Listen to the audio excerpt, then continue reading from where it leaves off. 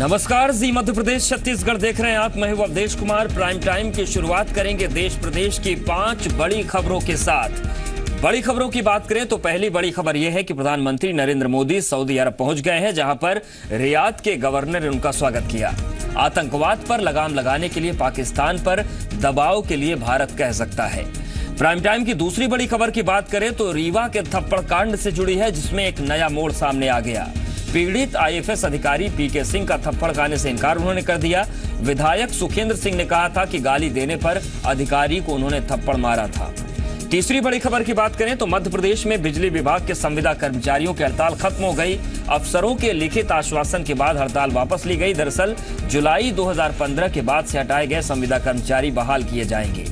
चौथी बड़ी खबर की बात करें प्राइम टाइम की तो खरगोन से है, जहां पर महेश्वर जल विद्युत परियोजना को लेकर कोर्ट ने सख्ती दिखाई है। निर्माण कार्य में लगी कंपनी के प्रमोटर और जनरल मैनेजर के खिलाफ गिरफ्तारी वारंट जारी किया गया है। 20 साल बाद भी अब तक काम पूरा नहीं हो पाया। और प्राइम टाइम की 5वीं बड़ी खबर की बात करें तो अभिनेत्री प्रत्यूषा बनर्जी के पोस्टमार्टम से जुड़ी है। उसमें यह बात सामने आई है कि दम घुटने की वजह से उनकी मौत हुई। इस बात की पुष्टि हो गई है। ओशिवारा में अंतिम संस्कार हुआ। दोस्त राहुल राज से थाने में पूछताछ की गई। तो प्राइम टाइम की 5 बड़ी खबरें हैं जिन पर लगातार हमारी निगाहें बनी हुई हैं। और इस वक्त बड़ी खबर मंदसौर से आ रही है, जहां पर फूड पॉइजनिंग से 40 लोग बीमार हो गए। एक शादी समारोह में खाना खाने के बाद ये लोग बीमार होने लगे। फिलहाल खबर यह है कि नाहरगढ़ थाना क्षेत्र का ये मामला है। तो शादी समारोह में खाना खाने के बाद 40 लोगों के बीमार होने की खबर आ रही है। 10 लोगों का इलाज चल रहा है। तो मंदसौर से बड़ी खबर है, जहां पर फूड पॉइजनिंग के चलते 40 लोग बीमार हो गए। जी मीडिया संवाददाता मनीष पुरोहित हमारे साथ जुड़ रहे हैं। मनीष, क्या जानकारी मिल रही है? समारोह था जिसमें रतलाम से बारात आई थी और बारातियों के लिए दोपहर में खाना परोसा गया था, तकरीबन 4 से 5 बजे के लगभग। और उसके बाद उन्होंने खाना खाया। उसके बाद उनको उल्टी दस्त की शिकायत हुई, फूड पॉइजनिंग की शिकायत हुई और लगभग 40 बाराती बीमार हुए। बीमारों का प्राथमिक चिकित्सा नाहरगढ़ में की गई और 10 लोगों को जिनकी हालत थोड़ी ठीक नहीं थी उन्हें मंदसौर रेफर किया गया, जिनमें से एक को अभी भी एडमिट किया हुआ है। बाकी की हालत अभी खतरे से बाहर है। शुक्रिया मनीष, आपका तमाम जानकारी और अपडेट्स को देने के लिए। और बड़ी खबर बीजापुर से भी है, जहां पर नक्सलियों का तांडव एक बार फिर से सामने आया है। बीजेपी नेता को नक्सलियों ने गोली मार दी। भरमगढ़ में घर के पास बीजेपी नेता को नक्सलियों ने गोली मार दी। तो बड़ी खबर बीजापुर से है, जहां पर बीजेपी नेता को नक्सलियों ने निशाना बनाया है। और खबर यह है कि भरमगढ़ के पास, उनके घर के पास ही बीजेपी नेता का घर है वहां पे भरमगढ़ में, और वहीं पर नक्सलियों ने उन्हें गोली मार दी। बड़ी खबर बीजापुर से आ रही है, जहां पर बीजेपी नेता को नक्सलियों ने गोली मार दी। भरमगढ़ में घर के पास नक्सलियों ने उन्हें गोली मार दी। दरअसल लगातार नक्सलियों की जिस तरीके से घटनाएं बार बार सामने आ रही हैं, प्रशासन ये जरूर कह रहा है कि बौखलाहट के वजह से ये सब हो रहा है। लेकिन आपको बता दें कि मुरली कृष्णा नायडू हैं जिनको गोली मारी गई है। बीजेपी युवा मोर्चा के जिला अध्यक्ष मुरली कृष्णा, बीजापुर में उन्हें नक्सलियों ने भरमगढ़ स्थित उनके आवास के पास ही गोली मार दी। तो मुरली कृष्ण नायडू को नक्सलियों ने गोली मारी। आपको बता दें कि बीजेपी युवा मोर्चा के जिला उपाध्यक्ष मुरली कृष्ण, उनको नक्सलियों ने गोली मारी है। बीजापुर की खबर है, जहां पर बीजेपी नेता को नक्सलियों ने गोली मार दी। भरमगढ़ के पास नक्सलियों ने उन्हें अपना निशाना बनाया।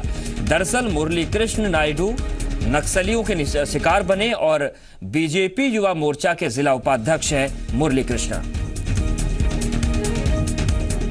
तो ताजा जानकारी के मुताबिक उनकी हालत फिलहाल गंभीर बनी हुई है। अस्पताल में उनको भर्ती करवा दिया गया है। बड़ी खबर बीजापुर से है, जहां पर बीजेपी नेता को नक्सलियों ने गोली मार दी। भरमगढ़ के पास, उनके घर के पास ही उनको गोली मारी गई। मुरली कृष्ण नायडू को जिला अस्पताल, आपको बता दें कि अस्पताल में भर्ती करवाया गया है, जहां पर उनकी हालत गंभीर बताई जा रही है। बीजेपी युवा मोर्चा के जिला उपाध्यक्ष मुरली कृष्णा, हालांकि अस्पताल में उनको भर्ती करवाया गया है, लेकिन अब तक जो जानकारी मिल रही है उसके मुताबिक उनकी हालत गंभीर बनी हुई है।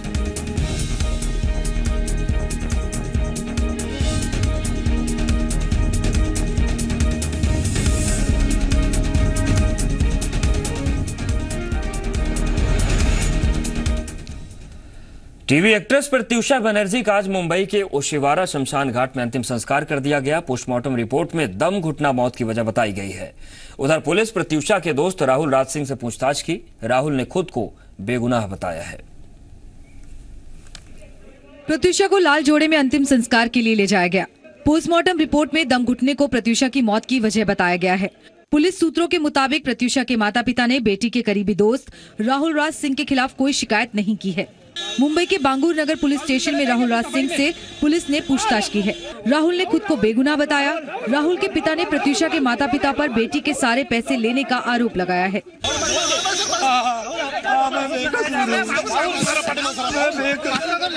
इतना जरूर है कि मेरा बेटा निर्दोष है और सच का बराबर ही जय होता है। प्रत्यूषा बनर्जी के विसरा को जांच के लिए कलीना लैब भेज दिया गया है।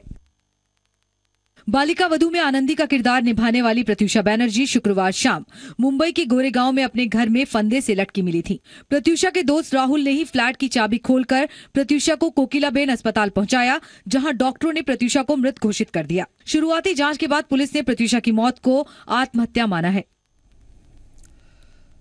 आरएसएस नेता भैयाजी जोशी का भगवा झंडे और राष्ट्रगान पर एक बयान आया है, जिसके बाद से विवाद शुरू हो गया। भैयाजी जोशी ने कहा कि भगवा ध्वज को राष्ट्र ध्वज मानना गलत नहीं है। मुंबई में दीनदयाल उपाध्याय रिसर्च इंस्टीट्यूट में आयोजित एक कार्यक्रम में भैयाजी जोशी ने कहा, भगवा ध्वज को राष्ट्र ध्वज मानना गलत नहीं है। कार्यक्रम के दौरान भैयाजी जोशी राष्ट्रगान पर भी बोले। करके वंदे मातरम को भगवे ध्वज को राष्ट्र ध्वज मानना यह आज के तिरंगे ध्वज का अपमान नहीं है। जन गण मन हमारा आज राष्ट्रगीत है, उसका सम्मान करना ही है, परंतु वह एक संविधान के द्वारा बताया गया इस देश का गीत है। सही अर्थों में अगर देखा जाए तो वंदे मातरम यहाँ का राष्ट्र। ये जो राष्ट्रीय स्वयंसेवक संघ की तरफ से निरंतर और लगातार ये बयान आ रहे हैं, ये इनका उद्देश्य ये है कि भारत के स्वरूप को बदला जाए और इसका मुकाबला जरूरी है। संघ राष्ट्र ध्वज को उसी तरह से सम्मान करता है जैसे देश का सभी नागरिक करते हैं। हमने उसे राष्ट्र ध्वज के रूप में स्वीकार किया है। हाँ, उन्होंने सही कहा है, उसमें कोई जबरदस्ती तो नहीं है। उन्होंने कहा कि गलत नहीं होगा, अब सब मान लेंगे तो हम लोग कैसे आपत्ति करेंगे। वैसे एक काल में यही झंडा कन्याकुमारी से कश्मीर तक चलता था। सुरेश भैयाजी जोशी राष्ट्रीय स्वयंसेवक संघ के सह कार्यवाह यानी महासचिव हैं। संघ प्रमुख मोहन भागवत के बाद सुरेश भैयाजी जोशी संगठन में दूसरे बड़े पद पर हैं। भैयाजी जोशी मार्च 2015 में लगातार तीसरी बार संघ के सह कार्यवाह बनाए गए हैं। वहीं 3 देशों की यात्रा के आखिरी पड़ाव में प्रधानमंत्री नरेंद्र मोदी सऊदी अरब पहुंच चुके हैं। प्रधानमंत्री का गर्मजोशी के साथ वहां पर स्वागत किया गया। दोनों देशों के बीच कई समझौतों पर सहमति बन सकती है। रियाद के गवर्नर प्रिंस फैसल बिन बंदर बिन अब्दुल अजीज अल सऊद ने पीएम मोदी का गर्मजोशी से स्वागत किया। सऊदी किंग सलमान बिन अब्दुल अजीज ने पीएम मोदी के सम्मान में लंच रखा है, जिसमें सऊदी अरब के मंत्री और अधिकारी भी शामिल होंगे। इस दौरान आतंकवाद के मुद्दे पर चर्चा होने की उम्मीद है। दोनों देशों के बीच कई समझौतों पर भी सहमति हो सकती है। सऊदी अरब में पीएम मोदी सऊदी कंपनियों के सीईओ और कारोबारियों से मुलाकात करेंगे। पीएम मोदी भारतीय समुदाय के लोगों को भी संबोधित करेंगे। PM Modi Tata consultancy centre भी जाएंगे। यहाँ 1000 सऊदी महिलाओं को ट्रेनिंग दी जा रही है। पीएम मोदी रियाद के दाहियत नामार में लार्सन एंड ट्यूब्रो के एक प्रोजेक्ट में शामिल भारतीय कर्मचारियों से मिलने भी जाएंगे। कारोबार के मामले में सऊदी अरब भारत का चौथा सबसे बड़ा साझेदार है। सऊदी अरब में भारत का एक्सपोर्ट 11 अरब डॉलर से ज्यादा है। भारत में सप्लाई होने वाले कच्चे तेल का 20% हिस्सा सऊदी अरब से आता है। हर साल भारत के करीब 1,30,000 से ज्यादा लोग हज के लिए सऊदी अरब जाते हैं। उद्योगपति विजय माल्या को प्रवर्तन निदेशालय ने पूछताछ के लिए नया समन भेजा है। ईडी ने 9 अप्रैल तक हाजिर होने के लिए कहा। माल्या को यह तीसरा समन भेजा गया। शुक्रवार को माल्या ने हाजिर होने के लिए और वक्त की मांग की थी। विजय माल्या को प्रवर्तन निदेशालय ने पूछताछ के लिए अब 9 अप्रैल को बुलाया है। विजय माल्या को प्रवर्तन निदेशालय की तरफ से भेजा गया तीसरा समन है। माल्या को आज ही पूछताछ के लिए हाजिर होना था, लेकिन शुक्रवार को उन्होंने हाजिर होने के लिए और समय मांगा था। 17 बैंकों का 9,091 करोड़ रुपए का कर्ज विजय माल्या की कंपनियों पर है। 2 मार्च को विजय माल्या देश छोड़कर चले गए थे। फिलहाल वो इंग्लैंड में बताए जा रहे हैं। 30 मार्च को माल्या ने सुप्रीम कोर्ट में कर्ज के 4,000 करोड़ रुपए सितंबर तक लौटाने का प्रस्ताव दिया था। माल्या के प्रस्ताव पर विचार करने के लिए बैंकों को 1 हफ्ते का समय दिया गया है। विधायक और अफसर के थप्पड़ कांड में एक नया मोड़ आ गया है। जी हां, खबर आई है मऊगंज से कांग्रेस के विधायक सुखेंद्र सिंह ने एक आईएफएस अफसर को थप्पड़ मार दिया। थप्पड़ मारने की बात किसी और ने नहीं बल्कि खुद विधायक सुखेंद्र सिंह ने कही, वो भी कैमरे के सामने। लेकिन अब इस थप्पड़ कांड में एक नया ट्विस्ट आ गया। विधायक ने जिस आईएफएस अधिकारी पीके जैन को थप्पड़ मारने का दावा किया, वही इस बात से अब साफ इनकार कर रहे हैं कि कांग्रेस के विधायक ने उन्हें थप्पड़ मारा। सबसे पहले आपको विधायक और अफसर पीके सिंह की बयान सुनवाते हैं, आप बयान सुनिए। हम बोले यार तुम तो बड़े बदतमीज आदमी हो यार, एक विधायक के सामने आप अधिकारी होकर के इस तरीके से आपको बात नहीं करनी चाहिए। तो और उटपटांग तरीके की बात करने लगे, गाली गलौज करने लगे। उस पर जो है तो हाथापाई हुई, उसमें 2-4 जहां पर उनको हम लोगों ने मारा। मैं अपने कंडक्ट रूल से बंधा हूं और मैंने अपने आईएफएस एसोसिएशन को लिख के दे दिया है, ये आपको भी कॉपी दे रहा हूं। मैं इतने कहूँगा कि मुझे बदनाम करने के लिए ऐसा लगता है मुझे, पता नहीं सही क्या है और क्यों किया है मेरे समझ में नहीं आता। मेरे समक्ष ऐसी कोई घटना नहीं, मतलब हार्ट अटैक हुई थी लेकिन ऐसी कोई घटना नहीं हुई थी जो मारपीट की और मैन हैंडलिंग। तो थप्पड़ कांड पर आईएफएस अफसर पीके सिंह से भोपाल में खास बातचीत की जी मीडिया संवाददाता आशुतोष ने। रीवा रेलवे स्टेशन पर कुछ दिन पहले एक घटनाक्रम सामने आया है और कांग्रेस विधायक सुखेंद्र सिंह बन्ना का आरोप है कि उन्होंने सीसीएफ पीके सिंह को थप्पड़ मारे हैं। उनके बीच कहा सुनी हुई थी। क्या था ये पूरा मामला, इस पूरे मुद्दे पर बातचीत करने के लिए सीसीएफ पीके सिंह साहब हमारे साथ एक्सक्लूसिवली मौजूद हैं। सिंह साहब, ये बताइए कि उस दिन दरअसल हुआ क्या था? ये घटना मैं अपने कंडक्ट रूल से बंधा हूँ और मैंने अपने आईएफएस एसोसिएशन को लिख के दे दिया है, ये आपको भी कॉपी दे रहा हूँ। मैं इतने कहूँगा कि मुझे बदनाम करने के लिए ऐसा लगता है मुझे, पता नहीं सही क्या है और क्यों किया है मेरे समझ में नहीं आता। मेरे समक्ष ऐसी कोई घटना नहीं, मतलब हार्ट अटैक हुई थी लेकिन ऐसी कोई घटना नहीं हुई थी जो मारपीट की और मैन हैंडलिंग। विधायक जी का कहना है कि उन्होंने आपको थप्पड़ मारे। अब विधायक जी जाने हम जाने, हमारे साथ 12 लोग और थे हमारे शुभचिंतक, उनसे भी बात कर सकते हैं आप लोग। फ़ोन नंबर इस एसोसिएशन ने दिया है, सत्यता जान सकते हैं। तो वो ऐसा क्यों कह रहे हैं कि उन्होंने आपके साथ मारपीट की? विधायक जी बताएंगे, हम नहीं बता सकते। हम अपने आचरण बंधे हैं, विधायक हैं, वो कैसे क्या कर सकते हैं हम नहीं बता सकते। विधायक जी का ये कहना है कि चूंकि पीके सिंह साहब की गलती थी इसलिए वो शिकायत नहीं कर रहे हैं पुलिस में। हमको करना था तो 28 को भी मैं करके रुक के कर सकता था शिकायत, और उनको थी तो ये जो बयानबाजी कर रहे हैं 28 को भी कर सकते थे, 29 को भी कर सकते थे, 30 को भी कर सकते थे, 31 को भी कर सकते थे। आज ये कर रहे हैं तो हमें भी शंका हो रही काहे कर रहे हैं, हम नहीं बता सकते क्यों कर रहे हैं। इस पूरे मामले की आपने शिकायत कहाँ पर की है? और मैंने अपने सचिव एसोसिएशन को दिया है और हम लोग सचिव एसोसिएशन के माध्यम से ही कर सकते हैं। आपने कहा कि आपको बदनाम करने की साजिश की गई है, तो क्या आप मानहानि का दावा करेंगे? हाँ, जो भी अभी कानूनी पहलू का परीक्षण करके अपने वकील से जो सलाह करेगा मानहानि का दावा कर सकते हैं। कर सकते हैं। बहुत बहुत शुक्रिया पीके सिंह साहब, जी मध्य प्रदेश छत्तीसगढ़ से एक्सक्लूसिव बातचीत करते हो। तो तमाम आरोपों को यहाँ पर निराधार बताया और ये बड़ी हैरान कर देने वाली बात है कि विधायक खुद कह रहे हैं कि उन्होंने पीके सिंह साहब के साथ मारपीट की है, उनको थप्पड़ मारे हैं क्योंकि पीके सिंह साहब ने उनके साथ बदसलूकी की। लेकिन यहाँ पर खुद पीके सिंह साहब इस पूरी घटनाक्रम से इनकार कर रहे हैं। हालांकि उनका ये भी कहना है कि इस घटनाक्रम से विधायक के आरोप से वो काफ़ी आहत हुए हैं और इस पूरे मामले पर वो मानहानि का दावा भी करने की तैयारी कर रहे हैं। कैमरामैन लवनीत सैनी के साथ आशुतोष, जी मध्य प्रदेश छत्तीसगढ़, भोपाल। और बात खरगोन की बहुचर्चित महेश्वर जल विद्युत परियोजना के निर्माण में लगी कंपनी के प्रमोटर और जनरल मैनेजर की, जिनके खिलाफ गिरफ्तारी वारंट जारी हुआ है। सीजेएम कोर्ट ने गिरफ्तारी का वारंट जारी किया। महेश्वर जल विद्युत परियोजना का काम 20 साल से चल रहा है। इसकी लागत 400 करोड़ से 4000 करोड़ पहुंच गई, लेकिन परियोजना पूरा होने से पहले ही काम बंदी की कगार पर है। कंपनी के कर्मचारियों को 19 महीने से वेतन नहीं मिला। नाराज कर्मचारियों ने श्रम विभाग में शिकायत की थी, जिसके बाद मामला कोर्ट में पहुंचा और सीजीएम कोर्ट ने निर्माणकर्ता कंपनी के प्रमोटर मुकुल कासलीवाल और कंपनी के जनरल मैनेजर शेख असद जाफर के खिलाफ गिरफ्तारी वारंट जारी किया है। कर्मचारियों को लगभग 19 माह से वेतन नहीं मिल रहा था, तो इस संबंध में श्रम निरीक्षक खरगोन के द्वारा एक परिवार माननीय श्री गंगाचरण दुबे जी की अदालत में प्रस्तुत किया गया था।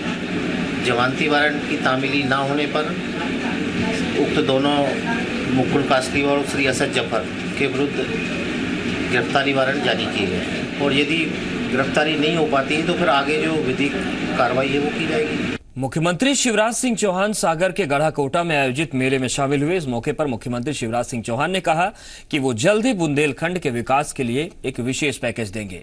उन्होंने कहा कि सरकार बुंदेलखंड के विकास के लिए रोड मैप तैयार कर रही है।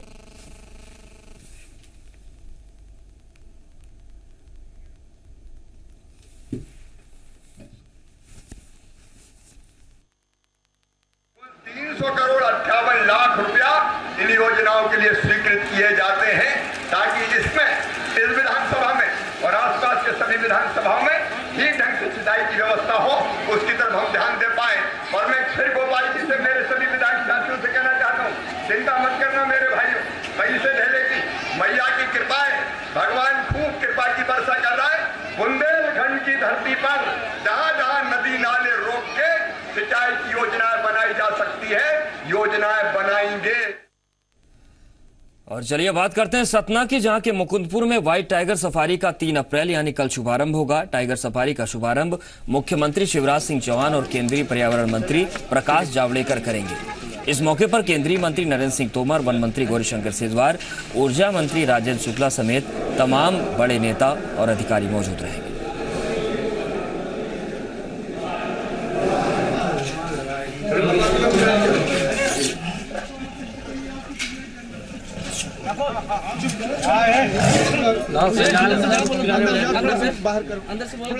और चलिए बात उज्जैन की करते हैं, जहां पर माधव डिग्री कॉलेज में छात्रों ने प्रिंसिपल के खिलाफ मोर्चा खोलते हुए जमकर तोड़फोड़ की।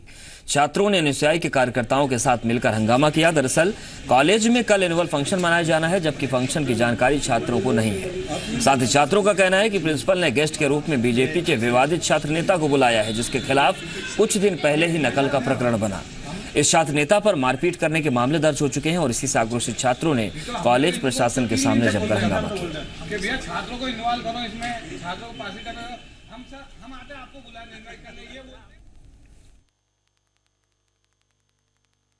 यहाँ के प्रोफेसर अपने आप को मोबिलाइज करने के चक्कर में खुद ही अपना प्रोग्राम कर रहे हैं और अतिथि के तौर पे ऐसे आदमी को लाया जा रहा है जो खुद नकल के प्रकरण में अभी जिसका केस चल रहा है। महाविद्यालय के छात्रों द्वारा इसका विरोध किया गया तो काले झंडे दिखाए गए। और चलिए बात खंडवा की करते हैं, जहां पर युवक की सरेआम लाठियों से पीट कर हत्या के मामले में पुलिस को कोई कामयाबी हाथ नहीं लगी। अभी भी हत्या के सभी आरोपी फरार हैं। हालांकि पुलिस आरोपियों को पकड़ने का अभियान तेज कर चुकी है। वही आज घटना स्थल पर पहुंचकर पुलिस ने कुछ लोगों के बयान दर्ज किए। हालांकि कई लोग मामले में कुछ भी बोलने से बचते नजर आए। मामले में पुलिस ने 4 उन लोगों से भी पूछताछ की जो घटना के मौके पर मौजूद थे। मामले में कुल 12 लोगों को आरोपी बनाया गया, जिसमें से 11 आरोपी फरार हैं, जबकि एक आरोपी अस्पताल में भर्ती है। पुलिस का दावा है कि वो जल्द ही आरोपियों को गिरफ्तार कर लेंगे।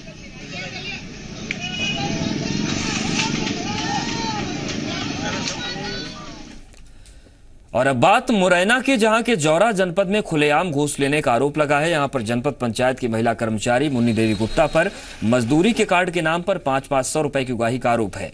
इसकी मोबाइल से रिकॉर्डिंग भी सामने आई है। यह घूस श्रम विभाग की तरफ से सुनिर्माण कर्मकार मंडल योजना के तहत बनने वाली मजदूरी कार्ड के नाम पर लिए जाने का आरोप है। दरअसल मुद्रावजा पंचायत की 1 दर्जन गरीब मजदूर जनपद पंचायत के जरिए श्रम विभाग से मिलने वाली योजनाओं का लाभ लेने के लिए कार्ड बनवाने पहुंचे थे। उसी वक्त इनसे घूस की मांग हुई। हालांकि मोबाइल से फुटेज बना ली गई। अब अधिकारी कार्रवाई की बात कह रहे हैं।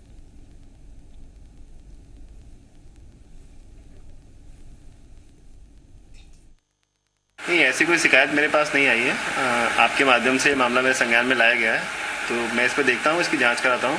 अगर ऐसा है तो उसके खिलाफ निश्चित तौर पर कार्रवाई की जाएगी। और प्राइम टाइम में फिलहाल इतना ही। बने रहिए हमारे साथ।